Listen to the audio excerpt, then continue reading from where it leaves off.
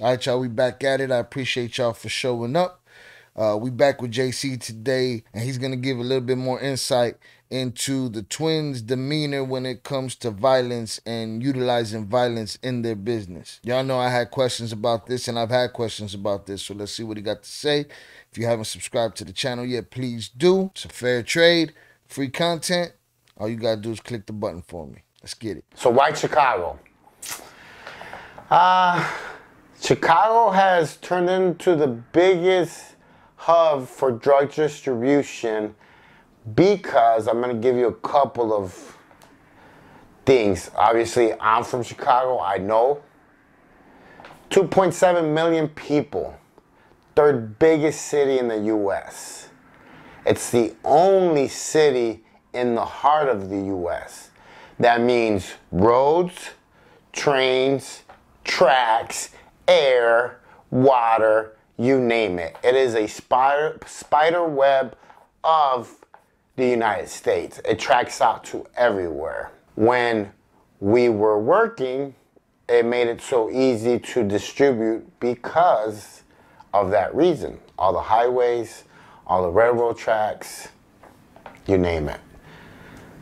Another advantage that Chicago has is the very, very well-organized gangs.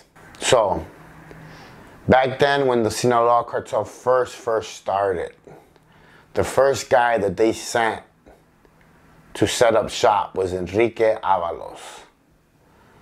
Was the first guy sent to Chicago by El Chapo to set up distribution in Chicago and open up the road to the Sinaloa cartel.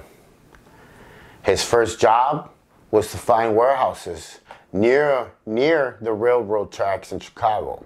6 of the biggest railroad companies run through Chicago. That means 1/4 of all metal containers pass through Chicago. If you can't see what I'm trying to say, I'll spell it out. There's a lot of traffic.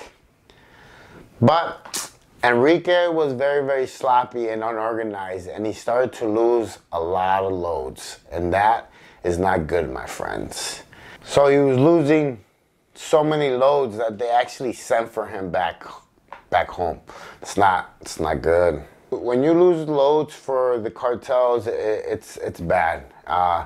They also think that you're stealing or taking, and it could end up in you getting tortured. So it's not a good thing. He ended up getting locked up in California. He's doing a life sentence now. 2 years later, the Twins replaced him. The Twins have a very, very unique story. They grew up on 26th Street. You know, you might ask yourself, how does someone just start working for El Chapo? Well, it's not hard. If you're good at what you do, trust me, they'll come looking for you. The Twins' dad was a very known drug dealer on 26th Street, and he taught them the game at a very young age. So this we know from their side of the story. Their father, known hustler, put them in the game early, drove them through the desert, took them to the manufacturing plants, put them on porches to draw out people that he wanted to kill. Like, they had a whole story by the time they were 14, 15 years old. We see this first guy that the cartel sent out there to distribute failed, lost enough loads that he got called home like Lefty and Donnie Brasco. So I wonder if the Twins were already at the beginning of their business when this guy got called home. Or is this the phone call that they get after their brother Armando got caught? I mean, by the time they were teenagers, they were way ahead of the game, and they pretty much had a PhD in importation, operations, management. I mean, all these things come into drug dealing. A lot of people think that drug dealing is a easy job. It's not. It's not. I try to tell people, I make a joke with, when I went to federal prison, and back in the day, you know, there was a lot of bank robbers in federal prison, and I would tell them that they were lazy criminals because they would go in and just take money. You know, a drug dealer has to actually work for his money because he has to export, transport, bag up, sell, pick up, count, sell again, calls. It's actually a full-time job. Difference between somebody that'll quietly get in your car and steal it, or somebody that put a gun in your face and take it from you. It's not easy work.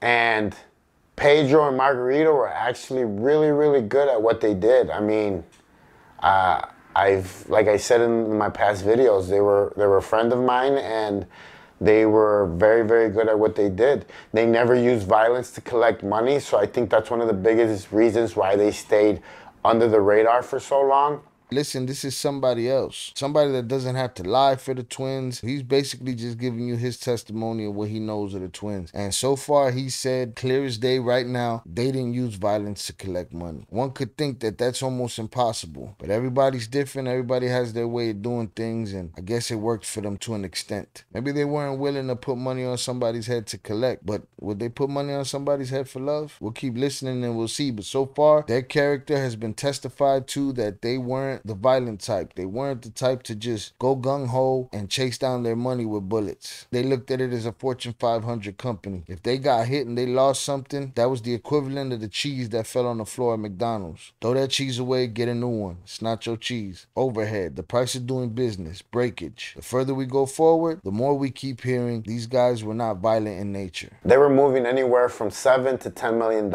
a week, sending it back to Mexico. That's a lot of money, man. A lot of money. Trust me. Everybody wanted to be their friend.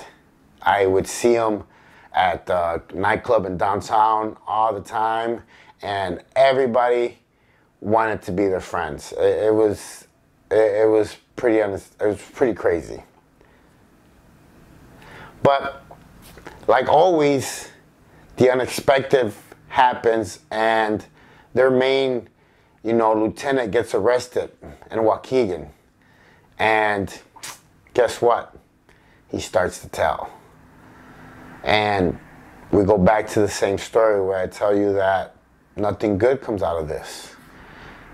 You either get caught, they tell on you, you get killed, life sentence, same story, different ending. So is this lieutenant ratting them out the reason Peter fled to Mexico while Jay and Val were on their honeymoon? This could possibly be it. So they end up relocating to Guadalajara, and I think it was in 2003, they both moved to Guadalajara. Operations were still going full force. I mean, you could do a lot of stuff through computers, phones, and all that stuff.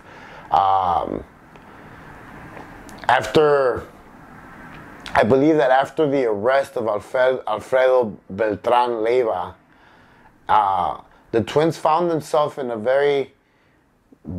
between two cartels that were having a very, very bloody war, and which eventually led to their cooperation. Being stuck between a rock and a hard place between two cartels that were warring. You buy from him, we smoke you. You buy from him, we smoke you. They felt like they had no way out of that. They didn't have enough money to put bags on everybody's head. Were never the type that liked conflict. They never were violent. I know this firsthand. I've made a video in the past where I've said that, I played around a lot with Junior, and, he could have easily put 100 grand on my head for being stupid. So they were never violent, man. They were just normal kids that like to make money, and they were just good at the trade, and that's what it was. They found themselves in the middle of a bloody war, and they had to pick a side, and picking that side meant that they were going to get involved in the war, and I don't think they wanted part of that. So, they wanted to stay alive, so they decided to cooperate. Their lawyer reached out to the DEA, and they started to cooperate. And we all know the story from there, They were the only ones to get El Chapo's voice on a wiretap. They were sentenced to 14 years because of that, when they could have had life sentences. But They're going to have to run for the rest of their lives. They're going to have to hide for the rest of their lives. More testimony to the fact that these dudes weren't violent dudes. They didn't want to live the fast life that Kato did on the street. They didn't want to risk their family riding the fence between the cartel war. They made the decision they made, but it's definitely more testimony that these guys were not violent guys. They were businessmen. Sometimes a person's natural talents could get them to the top. Then they get there and realize, oh, I was just good at this. This wasn't for me, though. There's certain parts of this that I can't accept. You can only ride out that non-violence thing in the drug game to a certain point, and they did. They rode it to the point where they were stuck between two warring cartels. Crazy position to be in. I'm convinced that these dudes were smart enough that they probably could have done this in any business. It's just the cards didn't go that way. The cards didn't play out that way. Valerie and Junior won't ever have a normal life because the cartel's arms are very, very long, and trust me, if you owe them, they're gonna collect. It is what it is. It's like making a deal with the devil. And eventually he comes and collects. Moral of the story, stay out the game. You really don't know the heat until you in the kitchen, and by then it's probably too late.